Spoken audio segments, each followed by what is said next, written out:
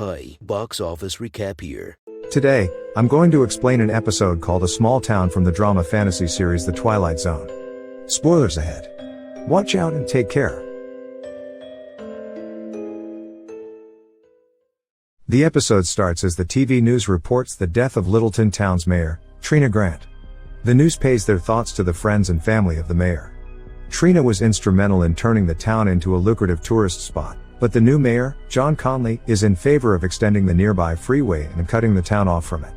Conley isn't well liked by the community, as he never actually won an election and only got the job based on the succession law. Cut to a year later, Littleton is in terrible shape. The lack of tourism has caused most of the townspeople to go broke. The sole exception is Mayor Conley, who owns the bank and drives a flashy sports car. Trina's widowed husband, Jason Grant, now lives in a church's attic, working as the church's handyman.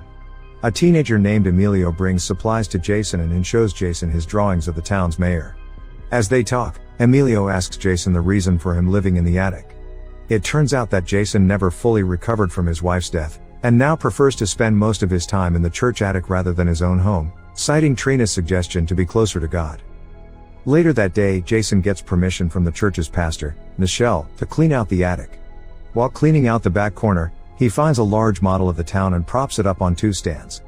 He turns a key on its side, and lights within all the model buildings flicker on and off. He is fascinated by its precise details, but becomes unnerved when he looks into the church's window and sees a small figure with his resemblance inside. He shrugs it off, and sprays some water on the church to clean the dust off. It suddenly starts raining outside.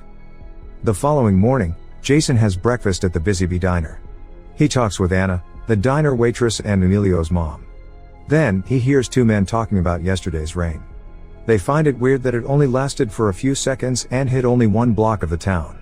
He then hears Anna telling Emilio they will be painting the diner tomorrow, so Jason heads back to the church and uses Pastor Nichelle's peach nail polish to paint the model diner. The next morning, the town wakes up to a new peach paint job on the diner. Nobody knows who did it, which upsets Anna at first, but she eventually warms up to it, since it cheers the town up. As Jason quietly takes pride in his Robin Hood-like deed, he sees an old woman trip in a pothole. He rushes to her aid. The old man beside her tells Jason that they had put in a request for the mayor to fix the pothole a long time ago, but the town's new mayor, Conley, doesn't even look at it. So, Jason takes the suggestion box home with him to fix the town's problem himself. Jason goes through each suggestion and fixes many things around the model town. For every pothole and tree stump he fixes, it immediately fixes itself in real life. He even tests the model's power by putting a chicken bone on the model street. A life-size chicken bone appears on the real street, which feeds a barking dog. The town reacts positively, but they start to suspect Mayor Conley is behind it all due to the upcoming election season. This irks Jason, especially because he hates the mayor. After much pondering, Jason decides next to build a model sign, declaring Littleton as the most magical small town in America. He places it on the corner of the model. The next day, hundreds of travelers exit off the road, and the town flourishes again. Jason attends Pastor Nichelle's morning service, where she talks about the mystery helper, who has been dubbed El Ayudante.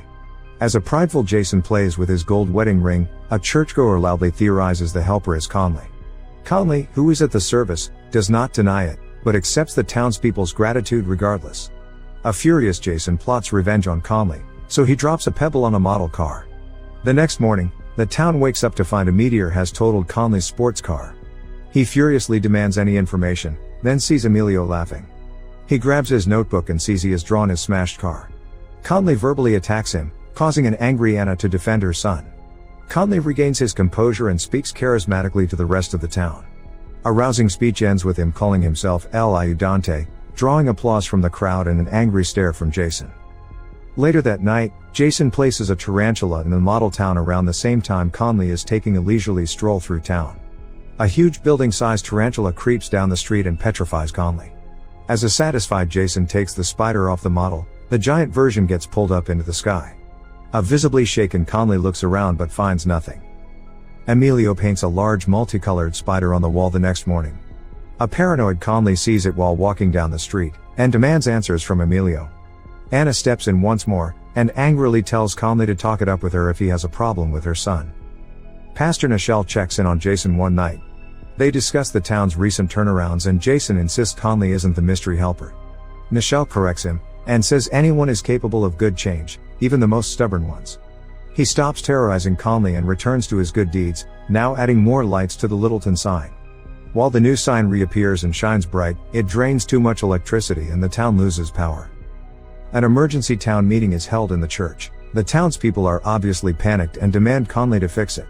He fails to say anything, causing the people to accuse him of trying to kick everyone out of town for a political agenda. He cowardly leaves the church, and spots Emilio across the street drawing into his notebook. Conley grabs it out of his hands and shows the town his drawings, linking the boy to every recent bizarre happening. The town starts diving into chaos, with most of them demanding solutions from Conley. With no other choice, Jason steps in and finally admits to being behind everything. He insists he only wanted to help the town while Conley nearly destroyed it. To prove it, Jason goes up to the church attic and places his engagement ring beside the model, mentally apologizing to his wife for letting her down. He then lights some matches in the street of the model. This causes a bonfire to appear in the real street. Conley and the sheriff intrude on Jason and witness the model in action. Conley gets evil thoughts, and ponders turning the town into the New Vegas with the model's powers. He demands the sheriff to take it. Jason fights him for control, causing them to bump into the model. An earthquake outside erupts as the three fight and accidentally knock the model off the stands. The following day, we see Anna, Jason, and Pastor Nichelle walk in the streets. Jason says the model is now broken, so he has no way to re-establish the town. However, his engagement ring has landed in the town. In real life, it is huge. They figure that the massive ring will provide the money for the town to be re-established.